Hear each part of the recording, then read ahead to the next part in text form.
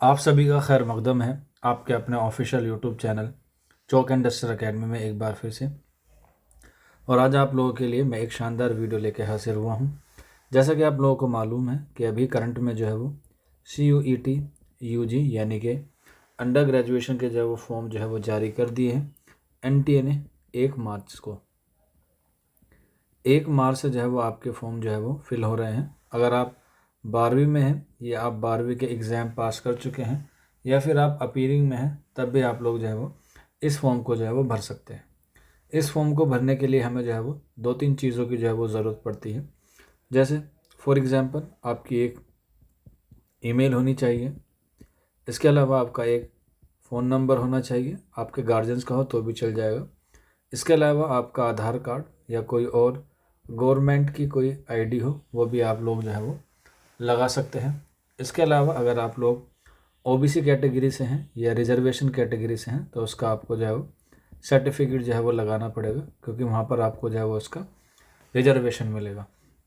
Email हो गया, phone number हो गया, आधार कार्ड हो गया या और कोई सी आपकी आईडी हो गई। इसके अलावा OBC सर्टिफिकेट हो गया। इसके अलावा आपके पास 10th की जो है वो आपके पास मार्कशीट होनी चाहिए, क्योंकि आप 10th की जो है वो मार्कशीट होगी तो उसको भी जो है वो आपको वहाँ पर डिटेल भरनी पड़ेगी। इसके साथ साथ अगर आपने 12th कर ली है तो आपके पास 12th की मार्कशीट होनी चाहिए, क्योंकि उसके जो है नंबर वहाँ पर क्या होंगे, आपसे मांगे जाएंगे। ठीक है। इसके अलावा अगर आप अपीयरिंग में हैं यानी कि आपका भी एग्ज़ाम चल रहे हैं, आपका रिज़ल्ट नहीं आया, तब भी आप लोग जो है वो इसे भर सकते हैं। इसके अलावा जो है वो अगर आप लोग डोमिसाइल भी जो है वो लगा सकते हैं, जिसे हम लोग निवास प्रमाण पत्र कहते हैं। और इसके अलावा आपके पास इनकम सर्टिफिकेट भी होना ज़रूरी है। हालांकि ये ज़्यादातर डॉक्यूमेंट्स आपको जो है वो एडमिशन के वक्त मिलेंगे, लेकिन आपको फाइनेंशियल ईयर के जो है वो होने चाहिए, यानी कि 2025 से लेकर 2026 के बीच में जो है वो फाइनेंशियल ईयर होगा, उसमें जो है ये आपके डॉक्यूमेंट्स होने चाहिए। तो ये हुई आपकी रजिस्ट्रेशन के बाद आप लोग जो है वो CUET की ऑफिशियल वेबसाइट पर जाकर जो है वो क्या कर सकते हैं, अपना रजिस्ट्रेशन कर सकते हैं। और आज का जो हमारा मौजू है या आज का जो हमारा टॉपिक है वो है CUET उर्दू। कोड है हमारा 113। अब इसमें जो है वो एग्ज़ाम पैटर्न कैसा है उसके हवाले से बात करते हैं, और इसमें जो है वो सिलेबस क्या है उसके हवाले से बात करेंगे। और उसको सिलेबस को कवर करने के लिए आपको किन किन किताबों की जो है वो मदद मिलेगी, वो भी आप लोग जो है वो नोट करते चलिए। तो सबसे पहले मैं आपको बता देता हूँ कि यहाँ पर जो हम लोग बात करने वाले हैं वो बात करेंगे CUET उर्दू के हवाले से। CUET उर्दू, अब ये जो CUET उर्दू है ये अलग अलग यूनिवर्सिटी में जो है वो कंबाइन कर दिया गया है। अब अलग अलग यूनिवर्सिटी से आपका एडमिशन नहीं होता। अब इसमें जो है वो अलग अलग कॉम्बिनेशन होता है। इसमें जो है बच्चे सबसे ज़्यादा कन्फ्यूज़न होते हैं कि किस में कौन सा ले। जैसे अगर हम लोग बात करें DU में, तो DU में आपको उर्दू की लैंग्वेज के साथ आपको जो है वो आपके डोमेन सब्जेक्ट भी क्या होंगे, लेने होंगे। इसी के साथ साथ अगर आप लोग AMU में जाना चाहते हैं, अलीगढ़ मुस्लिम यूनिवर्सिटी में, तो वहाँ पर भी लैंग्वेज और डोमेन सब्जेक्ट आपके पास होने चाहिए। इसके अलावा अगर आप लोग BHU से करना चाहते हैं तो BHU में भी लैंग्वेज और डोमेन सब्जेक्ट होने चाहिए। इसके अलावा आप लोग मानो यानी कि मौलाना आज़ाद नेशनल उर्दू यूनिवर्सिटी से करना चाहते हैं तो वहाँ पर भी आपको लैंग्वेज और डोमेन सब्जेक्ट जो है वो आपके होने चाहिए। डोमेन सब्जेक्ट के लिए आपको पता होगा इसमें जो है 2 लिस्ट दी हुई है। आप लोग सिलेबस में देखेंगे तो B1 और इसमें जो है वो लिस्ट है B2। उसमें जो है वो अलग अलग सब्जेक्ट दिए गए हैं, उसमें से आपको जो है वो चूज़ करना है डोमेन सब्जेक्ट। डोमेन सब्जेक्ट आप मोस्टली वही चूज़ करें जो आपने 12th में जो है वो पढ़े हों, चाहे वो आपने आर्ट्स पढ़ी हो, चाहे वो आपने कॉमर्स पढ़ी हो या आपने साइंस पढ़ी हो, और आप लोग जो है वो अपनी स्ट्रीम भी चेंज करना चाहते हैं तो इस तरीके से आप लोग क्या कर सकते हैं, अपने सब्जेक्ट चूज़ कर सकते हैं। और लैंग्वेज जो है वो 13 है, जिसमें हिंदी आता है, इंग्लिश आता है, आसामी आता है, पंजाबी आता है। तो हम लोग बात कर रहे हैं उर्दू की, तो आप लोग जो है वो उर्दू को जो है वो चूज़ कर सकते हैं। इसके अलावा जब आपने उर्दू और कंबाइंड ये सारी चीज़ों को इंतखाब कर लिया तो फिर आता है आपका JMI यानी कि जामिया मिल्लिया इस्लामिया। जामिया मिल्लिया इस्लामिया में सिर्फ़ और सिर्फ आपका जो है वो लैंग्वेज पे क्या करता है, सिलेक्शन करता है। यहाँ पर जो है वो आपको डोमेन सब्जेक्ट की क्या नहीं होती, ज़रूरत नहीं होती। तो जामिया में लैंग्वेज के साथ आपको डोमेन सब्जेक्ट नहीं चाहिए, लेकिन यहाँ पर एक ख़ास बात यह है कि आपको पहले जामिया का फॉर्म भी भरना होगा और आपको CUET का फॉर्म भी जो है वो भरना होगा, यानी कि दोनों ही फॉर्म आपको भरने होंगे। अभी CUET के आए हैं तो आप पहले CUET अप्लाई कर दें, उसके बाद वहाँ पर जामिया आप जब फॉर्म भरेंगे तो वहाँ पर जो है वो CUET का नंबर, एप्लीकेशन नंबर फिल कर देंगे तो आपसे वहाँ पर जो है वो फ़ीस नहीं ली जाएगी। इसके बाद हम लोग बात करते हैं इसके पैटर्न की, केस में कौन कौन से और किस तरीके से जो है वो सवाल आते हैं। तो जैसे ही आप लोग इस PDF को स्क्रॉल करेंगे तो नीचे की तरफ जो है पूरा दिया गया है सिलेबस फॉर उर्दू 113, यानी कि 113 का जो है ये सिलेबस दिया गया है। हालांकि इंग्लिश में दिया गया है, उर्दू में नहीं दिया गया है।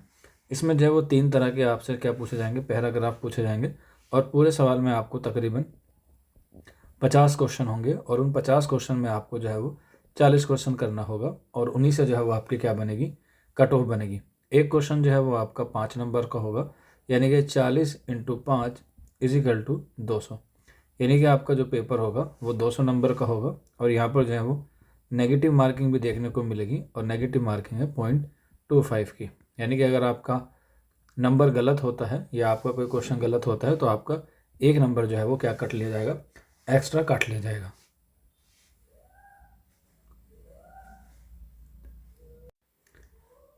अब ये जो आपके 50 क्वेश्चन आएंगे ये आएंगे सारे के सारे MCQ बेस में। MCQ यानी कि मल्टीपल चॉइस क्वेश्चन, यानी कि एक कोई सवाल दिया जाएगा, उसके जो है वो 4 ऑप्शन आपको दे दिए जाएंगे, उसमें से आपको जो है वो सही ऑप्शन की क्या करनी है, निशानदेही करनी है।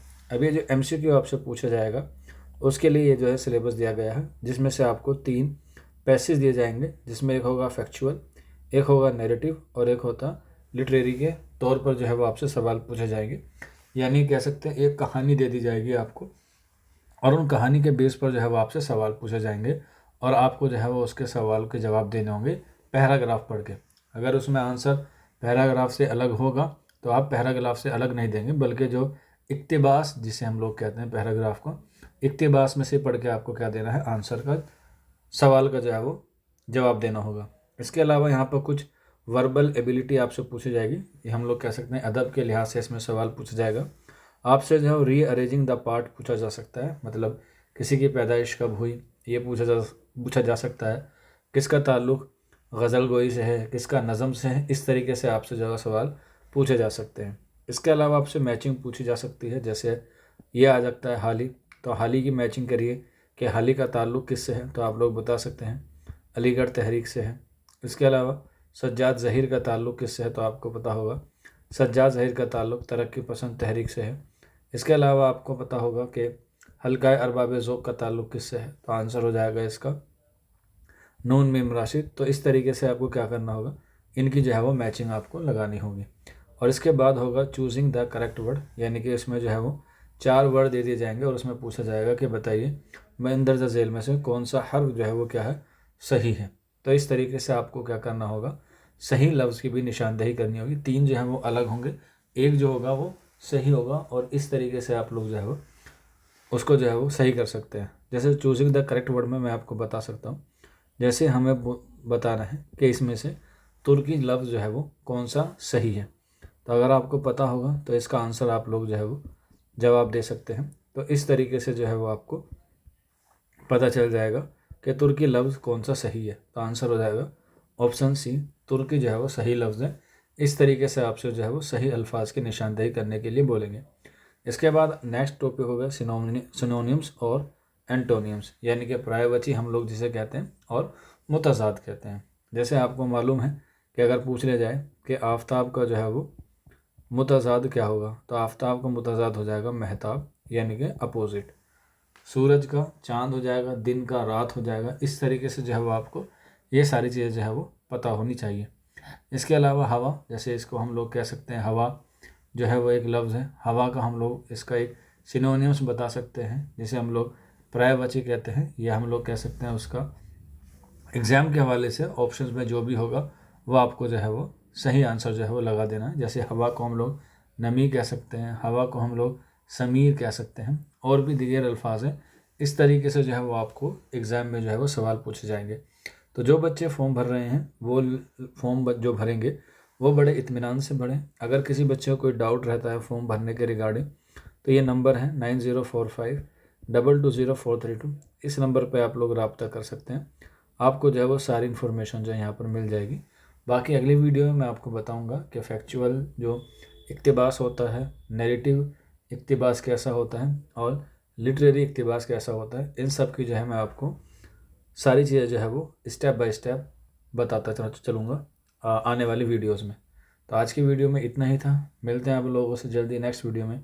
शुक्रिया फॉर वॉचिंग दिस वीडियो।